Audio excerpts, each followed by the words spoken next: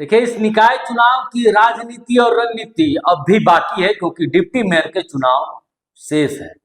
तो देखिए, deputy mayor के चुनाव में हर पार्टी आखिरी दमखम लगा रही कि जो निकाय चुनाव में मेयर और पार्षदों के चुनाव में जो पार्टी की किरकिरी हुई थी, जो पार्टी चुनाव हार समर्थित उम्मीदवार चुनाव हार कर पार्टी की जो किरकिरी हुई थी, उसको बचाने के लिए हर पार्टी जद्दोजहद कर रही कि डिप्टी मेयर में लाज बचाई जाए। डिप्टी मेयर कम से कम, अगर मेयर हार गए तो डिप्टी मेयर बचा ले, और जो मेयर जीते हैं वो चाह रहे हैं कि डिप्टी मेयर की कुर्सी भी उनके ही पास रहे, चाहे वो बीजेपी हो, कांग्रेस हो, जेएमएम हो। हर पार्टी डिप्टी मेयर की कुर्सी पर और कार्यकर्ता डिप्टी मेयर की कुर्सी पर पैनी नजर रखे, अपने नेताओं के साथ बातचीत कर रहे, अपने कार्यकर्ताओं को साथ बातचीत कर रहे, जीते हुए पार्षदों का गुट बना रहे, ताकि उनका एक गुट, उनका जो समर्थन है वो उनके समर्थित डिप्टी मेयर के समर्थित उम्मीदवार को मिल सके। हम चर्चा करेंगे धनबाद के डिप्टी मेयर सीट को लेकर। धनबाद की चर्चा हम इसलिए करेंगे क्योंकि सबकी निगाहें, खासकर बीजेपी की निगाहें धनबाद की डिप्टी मेयर सीट को लेकर। लेकिन राहें इतनी आसान नहीं है बीजेपी के लिए, क्योंकि बीजेपी के ही बागी नेता संजीव सिंह वहां से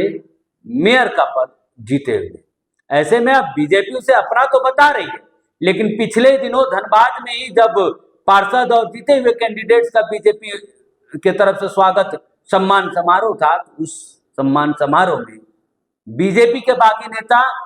जिस पर एक वक्त ऐसा था कि बीजेपी कार्रवाई करने की बात कर रही थी, उसे अपने पास बिठाने की कोशिश कर रहे हैं। लेकिन संजीव सिंह जो बीजेपी के बागी हैं, वो बीजेपी के नेताओं से, बीजेपी के मन से दूरी बनाएंगे। पिछले दिनों वो उस सम्मान समारोह में पहुंचे नहीं थे।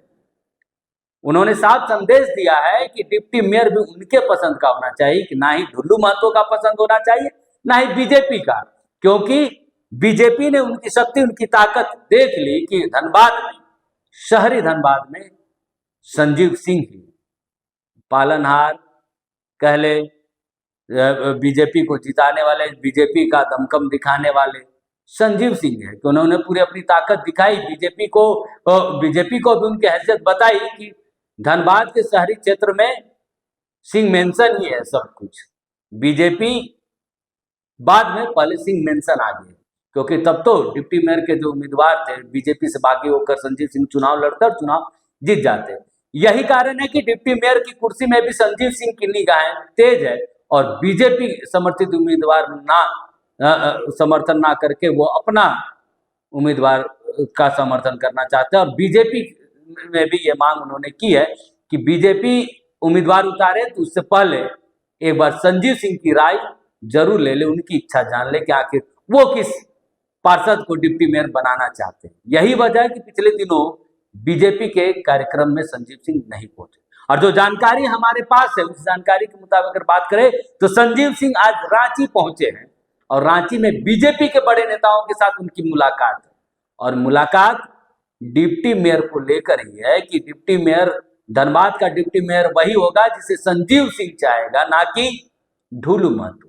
क्योंकि आपने देखा था कि मेयर के चुनाव में ढुल्लू महतो वर्सेस संजीव सिंह की क्या कहानी थी, कैसी टकराटें लगातार बढ़ती जा रही। इस बीच